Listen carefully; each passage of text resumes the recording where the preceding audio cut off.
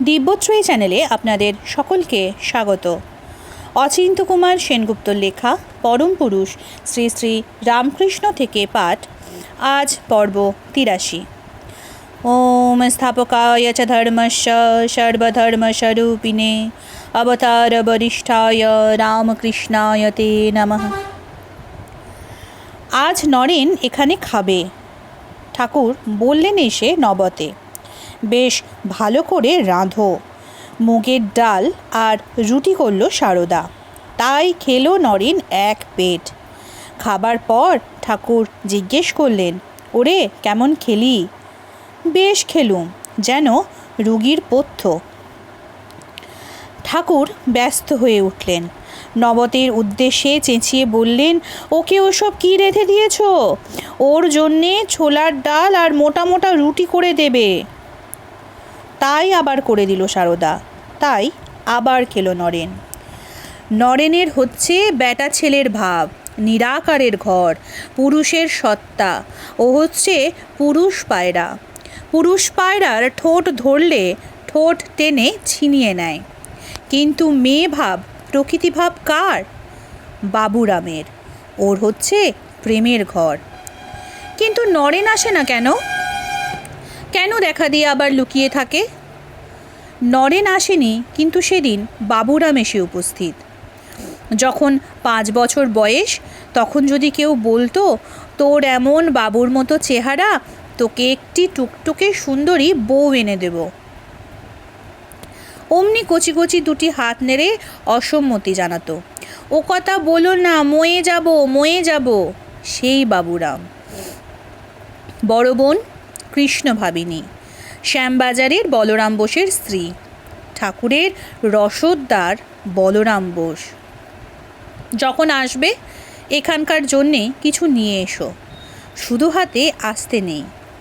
কথা একদিন বলেছিলেন বলরামকে। আর যায় কোথা, প্রতি মাসে ডালা পাঠায় বলরাম। কেশবও যখন আসে হাতে করে নিয়ে আসে অন্তত একটি ফুল। শ্যামবাজারের যদু পণ্ডিতের বঙ্গবিদ্যালয়ে ভর্তি হয়েছে বাবুরাম, থাকে খুড়োর বাড়িতে। পাঠশালায় সহপাঠী কালীপ্রসাদ, স্বামী অভেদানন্দ। সেইখানে থেকে চলে এসেছে মেট্রোপলিটন ইনস্টিটিউশনে, মাস্টারমশাইয়ের স্কুলে। ঠিক অঙ্কুরটি এসে পড়েছে ঠিক মাঠটিতে। গঙ্গা পাড়ে সাধু সন্ন্যাসী খুঁজে বেড়ায় বাবুরাম। কতই দেখে, কিন্তু মনের মতন টিকে দেখে না। যাকে দেখে আর জিজ্ঞেস করতে হয় না, এ কে, সেই জিজ্ঞাসাতীতকে। ঘুণাক্ষরেও জানে না তেমন একজনকে দেখেছে তার ভগ্নিপতি, দেখেছে তার মা, এমনকি তার দাদা তুলসীরাম। কোথায় এমন সাধু খুঁজে বেড়াচ্ছিস? একদিন তাকে বললে তুলসীরাম, যদি সত্যিকারের সাধু দেখতে চাস তবে দক্ষিণেশ্বরে যা, দেখে আয় রামকৃষ্ণদেবকে। রামকৃষ্ণের কথা শুনেছে বাবুরাম, পড়েছে খবরের কাগজ। জোড়াসাঁকোর এক হরিসভায় একদিন বুঝি তাকে দেখেও ছিল দূর থেকে। কিন্তু তার কাছে যাই কেমন করে, কে নিয়ে যায়? শুধু একবার মনে করো, যাবে, তিনিই ব্যবস্থা করে দেবেন। ছেলে যদি বাপের কাছে যেতে চায়, বাপ টাকা পাঠিয়ে দেয়, লোক পাঠিয়ে দেয়। তোমার কাছে যাব, একবার শুধু একটি খবর পাঠিয়ে দাও তাকে, আর দেখতে হবে না, তিনি পাঠিয়ে দেবেন যানবাহন, লোক লস্কর, টাকা পয়সা। রাখালকে চিনত, তাকে বললে খুলে মনের কথা। আমি তো যাই প্রায় দক্ষিণেশ্বর, আমাকে নিয়ে যাবে? রাখালের হাত চেপে ধরল বাবুরাম। কিন্তু যাবে কি করে? পায়ে হেঁটে না নৌকোয়? যাবে তো ফিরবে কি করে? যদি ফিরতে না পাও, খাবে কি, শোবে কোথায়? কোনো প্রশ্ন নিয়েই আর মাথা ঘামায় না বাবুরাম। ঠিকানা জানা হয়ে গেছে, ঠাকুর পাঠিয়ে দিয়েছেন দিশারি। শনিবার স্কুল ছুটি হলে দুই বন্ধু চলে এলো হাটখোলার ঘাটে। রামদয়াল চক্রবর্তীও এসেছে দেখছি শনি। হোরমিলার কোম্পানিতে চাকরি করে রামদয়াল, থাকে বলরামের বাড়িতে।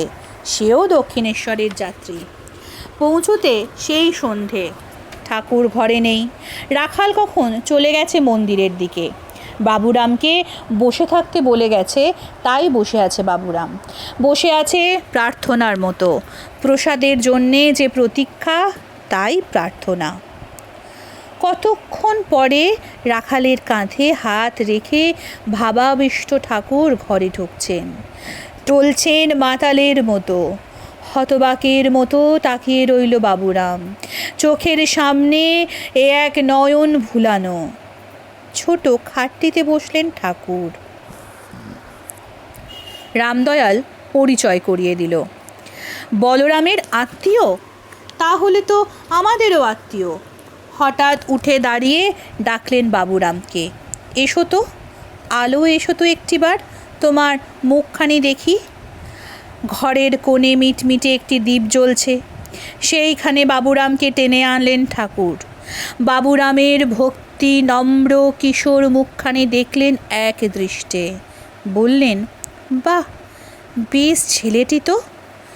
পরে তার হাতখানি টেনে নিলেন তার হাতের মধ্যে, ওজন নিলেন, বললেন, বেশ। বাবুরামকে দেখলাম দেবী মূর্তি, গলায় হার, সখী সঙ্গে। ওর দেহ শুদ্ধ, ওর হাত পর্যন্ত শুদ্ধ। একটা কিছু করলেই ওর হয়ে যাবে। পরে একদিন বলেছিলেন ঠাকুর, দেহ রক্ষার বড় অসুবিধে হচ্ছে, বাবুরাম এসে থাকলে ভালো হয়। নেটো তো চড়েই রয়েছে, ক্রমে লীন হবার জো। আর রাখালের এমন স্বভাব হয়ে দাঁড়াচ্ছে, আমাকেই তাকে জল দিতে হয়। আমার সেবা বড় সে আর করতে পারে না। তবে টানাটানি করে আসতে বলি না, বাড়িতে হাঙ্গামা হতে পারে। আমি যখন বলি চলে আয় না, তখন বেশ বলে, আপনি করে নিন না। রাখালকে দেখে কাঁদে, বলে, বেশ আছে। তাই একদিন যখন মাকে নিয়ে বাবুরাম গিয়েছে দক্ষিণেশ্বর, ঠাকুর বললেন মাতঙ্গিনী দেবীকে, তোমার এই ছেলেটি আমাকে দেবে? মাতঙ্গিনী দেবী নিজেকে কৃতার্থ মনে করলেন, বললেন, এ তো আমার পরম সৌভাগ্য। বাবুরামের দেহলক্ষণ পরীক্ষা করে ঠাকুর আবার বসলেন ছোট খাটে। হঠাৎ রামদয়ালকে লক্ষ্য করে বললেন স্নেহাকুল কণ্ঠে, ওগো, নরেনের খবর জানো? সে কেমন আছে? ভালো আছে, বললে রামদয়াল। এখানে অনেক দিন আসে না, তাকে দেখতে বড় ইচ্ছা করছে। কেন আসে না? একদিন আসতে বলো। কানু ছাড়া গীত নেই, ঈশ্বর ছাড়া কথা নেই। কথায় কথায় রাত 10টা বেজে গেল। অমৃতময়ী কথা। নারদকে রাম বললেন, তুমি আমার কাছে কিছু বর নাও। নারদ বললেন, রাম, আমার আর কি বাকি আছে, কি বর নেব? তবে যদি একান্তই দেবে, এই বর দাও যেন তোমার পাদপদ্মে শ্রদ্ধা ভক্তি থাকে, আর যেন তোমার ভুবন মোহিনী মায়ায় মুগ্ধ না হই। রাম বললেন, নারদ, আর কিছু বর নাও। নারদ আবার বললেন, রাম, আর কিছু চাই না, যেন তোমার পাদপদ্মে শ্রদ্ধা ভক্তি থাকে, এই করো। যেখানে ভক্তি সেখানেই ভগবান। লক্ষ্মণ রামকে জিজ্ঞেস করলেন, রাম, তুমি কতভাবে কত রূপে থাকো, কী রূপে তোমায় চিনতে পারবো? রাম বললেন, ভাই, একটা কথা জেনে রাখো, যেখানে উর্জিতা ভক্তি সেখানে নিশ্চয়ই আমি আছি।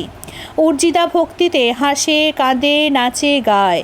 যদি কারো এরূপ ভক্তি হয়, নিশ্চয়ই যেন সেখানে ভগবানের আবির্ভাব। ঠাকুরের তো সেই অবস্থা, প্রেমে হাসে, কাঁদে, নাচে, গায়। তবে কি এইখানে ঈশ্বর সাক্ষাৎ?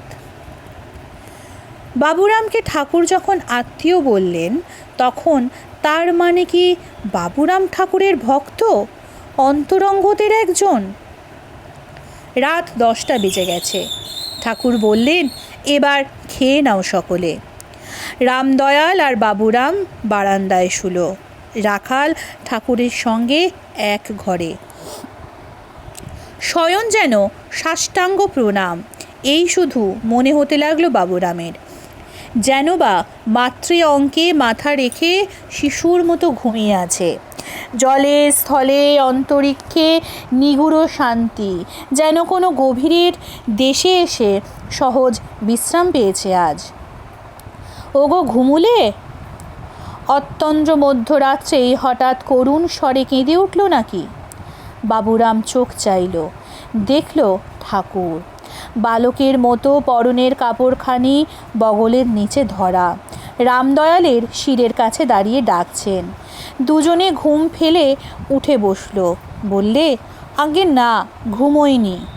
ওগো, আমার ঘুম আসছে না। নরেনের জন্যে আমার প্রাণের ভেতরটা মোচড় দিচ্ছে, যেন জোরে গিয়ে গামছা নিংড়োচ্ছে বুকের মধ্যে। তাকে একবার নিয়ে আসতে পারো? আগে ভোর হোক, ভোর হলেই তাকে আমি সংবাদ দেব, বললে রামদয়াল। তাই করো, শুধু একবারটি একটু চোখের দেখা, তাকে মাঝে মাঝে না দেখলে থাকতে পারি না। এই বুঝি ভগবানের কান্না। বাবুরাম দেখতে লাগলো, শুনতে লাগলো। ভক্তই শুধু ভগবানের জন্য কাঁদে না, ভগবানও বিনিদ্র রাত্রি জেগে ভক্তের জন্য অশ্রুবর্ষণ করে। ভক্ত না থাকলে ভগবানও অনর্থক। যিনি কবি, তার একটি রসিক পাঠক চাই। এই রসিকটি না থাকলে সমস্ত রসসমুদ্রই শুষ্ক, সমস্ত কবিতাই মাটি। শুধু ভগবান নন, ভক্ত কঠোর হতে জানে, আর সেই ভক্তকে দ্রবীভূত করবার জন্যে ভগবানের এই বিগলিত কান্না। বাবুরাম ভাবতে লাগলো, কি নিষ্ঠুর না জানি এই নরেন্দ্রনাথ। শুধু কি একদিন না এক রাত্রি? ভালোবাসার কি দিন রাত্রি আছে? কান্নার কি খান্তি আছে কোনো কালে? একদিন শেষে মার মন্দিরে গিয়ে ধর্ণা দিলেন, মাগো তাকে এনে দে, তাকে না দেখে যে থাকতে পারছি না। ঠাকুরের কান্নার রোল ঘরের মধ্যে বসে শুনতে পাচ্ছে ভক্তেরা। পরস্পরের মুখ চাওয়াচাই করছে। একটা পরের ছেলের জন্যে এমন করে কাঁদতে পারে কেউ? মাগো, এককালে তোর জন্যে কেঁদেছিলাম, এখন নরেনের জন্যে কাঁদছি। তুই দেখা দিলি আর নরেন দেখা দেবে না? আমার এই কান্নার ডাকটি তার কানে পৌঁছে দে মা। তুই পাষাণ হয়ে শুনতে পেলি, আরও রক্ত মাংসের মানুষ হয়ে শুনতে পাবে না?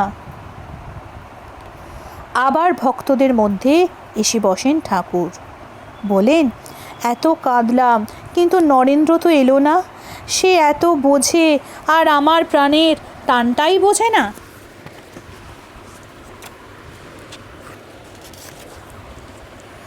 আবার ঘরের বাইরে গিয়ে কান পাতেন।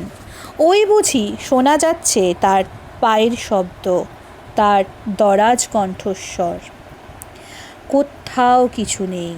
তখন নিজেকেই নিজে উপহাস করেন ঠাকুর। বুড়ো মিনসে, পরের একটা ছেলের জন্যে এমনি কাঁদছি, লোকে দেখলে কি বলবে বলো দেখি? তোমরা আপনার লোক, তোমাদের কাছে না হয় লজ্জা নেই, কিন্তু অন্যে কি বলবে?